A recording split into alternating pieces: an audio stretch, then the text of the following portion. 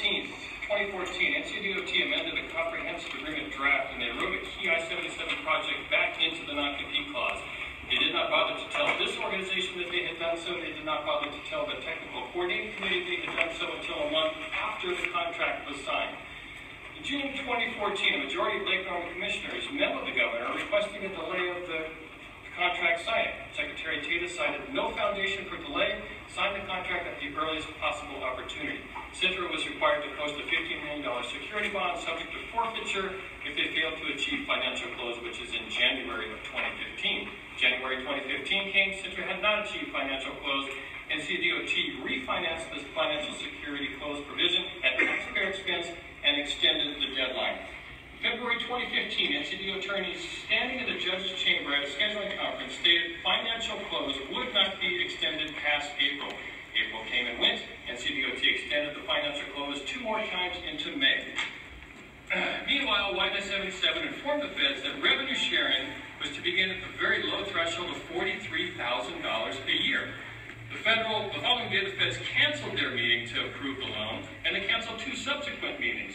NCDOT's solution was to amend the contract yet again. Instead of $43,000, the threshold was multiplied by 1,000. It is $43 million, and that increases until the year 2035, when total revenues would have to exceed $1.5 billion in order for revenue sharing to begin.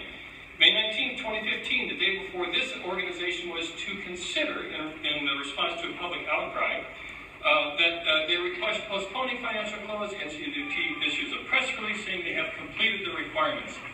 Less than 30 minutes after issuing that press release, DOT chairman of the board, Ned Curran, as well as other DOT officials, emailed Charlotte City Council members saying the attached press release may make the proposed CRTPO motion moot.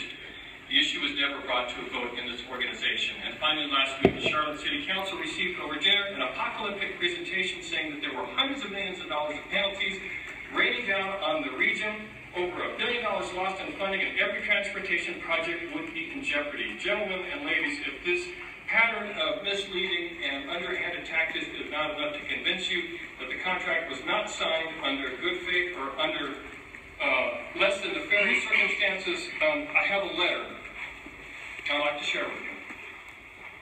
It has a Raleigh postmark. It came to I-77's P.O. Box. It is anonymous. It starts with this. I am a career DOT employee and can sit by no longer. There are some facts about this contract you should be aware of. And it goes on to name names and make charges that only an insider could be able to do.